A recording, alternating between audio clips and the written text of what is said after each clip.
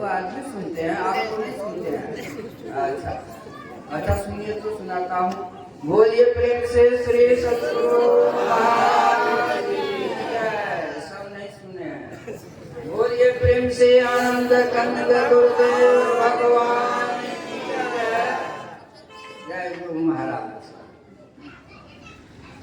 बंदो गुरुपद कंज कृपा सिंधु नर रूप हरि महामोह कम पुंज दासु बचन रवि कर निकर धन्य धन्य सतगुरु सुखद महिमा कही न जाय जो कछु कहूँ तुम्हारी कृपा मुझे कछु न बसाय।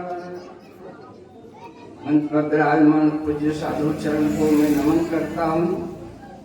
सत्संग में पधारे सभी पूज्य सत्संगी सदात्मा पूजनीय माताओं भक्तिमती बहनों पूज्य धर्म प्रेमी श्रोता सजन वृंद, मैं सबको नमन करता हूँ, प्रणाम करता हूँ, वंदन करता हूँ। जो बाहर से भी सुन रहे हैं उनको भी प्रणाम करता हूँ। बहुत तरह के बात आप लोग जवान लोगों से सुना और बूढ़े की बात ऐसा नहीं सोचिएगा कि बूढ़ा सठिया गया है तो कुछ कह रहा है। मैं जो कहता हूँ सावधान होकर सुनिएगा। कबीर साहब कहते हैं फहम आगे फहम पीछे फहम दाहिने देरी, अब फहम पर जो फहम करे सो फहम है मेरी। फहम कहते हैं सावधानी को। सुनते होंगे सावधानी हटी तो दुर्घटना घटी। तो सावधान होकर सुनिएगा।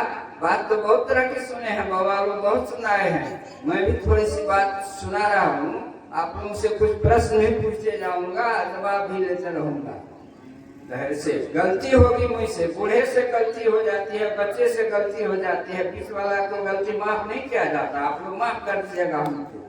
अच्छा, मैं आप लोगों से जानना चाहता हूँ कि भगवान राम का उपदेश जो आप लोगों को सुनाया गया, इसमें कहा गया कि बड़े भाग मानुष तन पावा। बड़ी अच्छी बात है। आप लोग मनुष्य तन में है, कौन सा मनुष्य है हाथ उठाइएगा। इसमें मनुष्य कौन सब है हाथ उठाइए तो।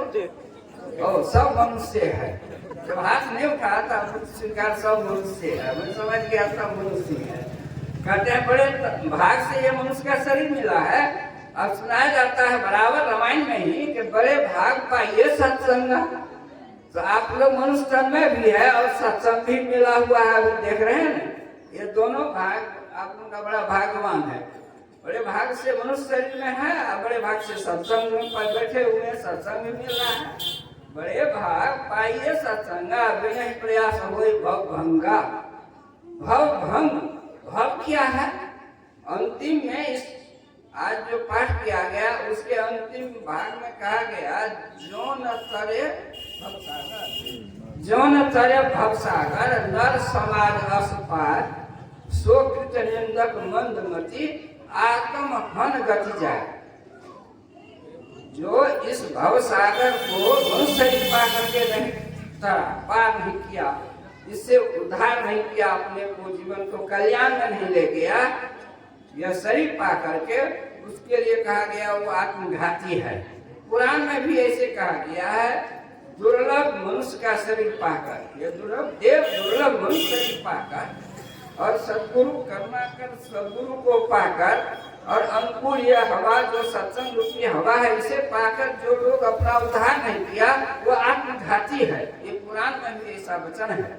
तो देखिए हम लोग अगर इस ढंग से इस जीवन को सफल नहीं कर लेते हैं, मनुष्य शरीर पा करके इसको जो काम करना चाहिए उसको कर नहीं पाते हैं तो हम आत्मघाती हैं।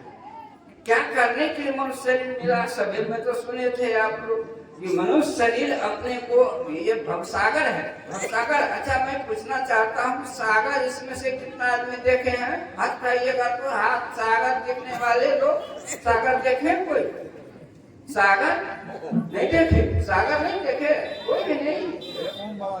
अच्छा, भव सागर, इस संसार को भव सागर कहा गया। वो सागर है, इसमें पानी ही पानी है। अब उस पानी में जो लोग नहीं गए हैं तो मैं आपको दिग्दर्शन करा रहा हूँ कि सागर में होता क्या है। चारों तरफ से नदियों का पानी जाता है उसमें, चारों तरफ से, असागर की तरफ बहता नहीं, आगे इधर उधर आगे पीछे नहीं बहता। वो पानी जो उसमें जाता है ना, तो पानी का बिल्कुल पानी दबाव से पानी ऊपर उठता है, उसको कहते हैं ज्वार, और नीचे गिरता है उसको कहते हैं भाटा।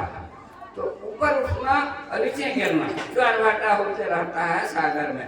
जो लोग गए होंगे देखे होंगे, जगन्नाथ धाम है और जगह जहाँ गए होंगे, मद्रास में है, रामेश्वरम धाम में है, ये सब में है। तो जो लोग गए होंगे देखे होंगे, तो यह संसार को भी कहा गया भव सागर। वो तो सागर है इसमें ज्वार भाटा होता है, ये भव सागर है, इसमें क्या ज्वार भाटा है? तो इसमें चराचर जीव जन्म लेते हैं और मरते हैं। इस सागर में भव सागर जो संसार सागर है, इसमें जन्म लेते हैं जीव और मर जाता है। देखते हैं मरता है जन्मता है, यही तो है आवागमन है, इसमें आना जाना, यही भव सागर है। इसी को मिटा लेना चाहिए, जिस आवागमन को मिटा लेना चाहिए। गुरु महाराज कहते हैं आवागमन सम दुख दूजा है नहीं जग में कहीं। इसके निवारण के लिए क्या करना चाहिए? क्या करना चाहिए? रोज गाते हैं प्रभु भक्ति करनी चाहिए। इसके निवारण के लिए प्रभु भक्ति करनी चाहिए। तो यह शरीर हमारा जो है, यह शरीर साधनों का धाम है। यह मनुष्य का शरीर साधनों का धाम है। धाम तो सुनते हैं ना, ये बैजनाथ धाम, जगन्नाथ धाम और धाम है, रामेश्वर धाम है। धाम किसको कहते हैं? इस शरीर को कहा साधन का धाम। बहुत बात बहुत सुने हैं, ध्यान से सुनिए। इस शरीर को कहा साधनों का धाम। साधन क्या है? साधन जो आप भवसागर से निकलने के लिए जो कर्म करेंगे, क्रिया करेंगे, वो साधन है। इस शरीर में आप अभी हमारे बाबा बोल रहे थे, बड़ा बढ़िया बात कहा। इस शरीर से आप क्या सब कर पाएंगे? देखिए, दान करेंगे, तीर्थ में जाते हैं तो धाम है, वहाँ दान होता है, पुण्य क्षेत्र है, लोग दान करते हैं, गरीबों को देते हैं, साधुओं को देते हैं, कहीं सत्संग होता है, कहीं भंडारा होता है, तो धाम कहलाता है। यह शरीर साधनों का धाम कैसे हो गया? शरीर कहते हैं जो न तरे भव साधन धाम मोक्ष कर द्वारा, साधन का धाम कैसे हो गया? तो साधन है क्या? देखिए, 4 साधन है मोक्ष में जाने के लिए, भवसागर से पार होने के लिए 4 साधन है। साधन है नित्य अनित्य वस्तु विवेक। क्या नित्य है और क्या अनित्य है, इसका विवेक होना चाहिए। यह साधन इस शरीर से हो सकता है, दूसरे शरीर से नहीं होगा। ये मनुष्य के शरीर में यह साधन होगा। यह आपको ज्ञान के द्वारा जानते हैं कि यह करना चाहिए या नहीं करना चाहिए, यह रहने वाला है या नहीं रहने वाला है। सभी में सुन रहे थे ना कि ये संसार झूठा है, ये संसार झूठा है, ये मिथ्या है और आत्मा सत्य है। तो जो आत्मा सत्य है तो नित्य, आत्मा नित्य है और यह जगत अनित्य है। तो ये नित्य, आप अनित्य के पीछे पड़े हुए हैं, नित्य को छोड़े हुए हैं, तो साधन आपका छूट रहा है। साधन का धाम है यह, नित्य को पकड़िए, अनित्य को छोड़ दिए, नित्यानित्य वस्तु विवेक। अधर्म को छोड़िए, धर्म को पकड़िए। धर्म क्या है? धर्म है सत्य, सत्य को पकड़िए, असत्य को त्यागिए। तो ये साधन है। इस साधन का इस शरीर से किया जाता है, दूसरे शरीर से नहीं होगा। मनुष्य के शरीर के अलावा कोई नहीं इस काम को कर सकता है। तो नित्यानित्य वस्तु विवेक। दूसरा है यह मात्र इच्छा फल भोग विराग। आप अपनी इच्छाओं को भोग की तरफ मत ले जाइए, उसे विरक्ति की ओर ले जाइए। यह साधन है करने के लिए, और यह करेगा कौन? जिसको ज्ञान होगा। अज्ञान मनुष्य शरीर में होता है, दूसरे शरीर को तो ज्ञान नहीं होता है। बोल रहे थे ना, ये ज्ञान नहीं है, वो पशु के समान है। पशु को ज्ञान नहीं है इसलिए वो पशु है, और मनुष्य को ज्ञान है इसलिए आप मनुष्य है। तो यह साधन आप कर सकते हैं, त्याग कर सकते हैं, वैराग्य को अपना सकते हैं। दूसरा है इस साधन से आप खट समाधि साधन संपर्क। खट समाधि क्या है? सौम दम उपरति तितिक्षा। सौम दम उपरति तितिक्षा और दो है समाधान, श्रद्धा और समाधान। इस शरीर से आप सब मन का निग्रह कर सकते हैं। इस शरीर से, मनुष्य शरीर से मन का निग्रह कर सकते हैं, दम का साधन कर सकते हैं, इंद्रियों का निग्रह कर सकते हैं। ये साधन इस शरीर से होगा, इसलिए इस शरीर को साधन का धाम कहा गया। दूसरे शरीर द्वारा नहीं करेगा यह। और 84 लाख जोनि में मात्र मनुष्य शरीर यह कर सकता है। इसलिए भगवान राम कहते हैं साधन का धाम है, आप कर सकते हैं, करिए। तो सम का साधन करिए, दम का साधन करिए। और उपरति करते हैं सारे बुराई को छोड़ देना, सारे बुरे कर्मों को त्याग देना। झूठ, चोरी, व्यभिचार, हिंसा, नशा आदि जो बुरे कर्म को छोड़ देना। जो प्रति है प्रतीक्षा, सुख दुख को सम समझना, सुख दुख में सम रहना, ये प्रतीक्षा है। और भी है श्रद्धा और समाधान, आप कर सकते हैं इस शरीर से।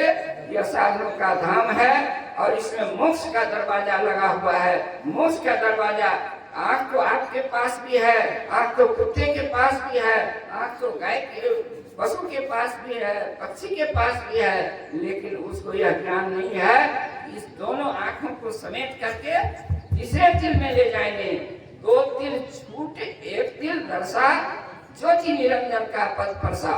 2 तिल छूटे, 1 तिल दर्शा।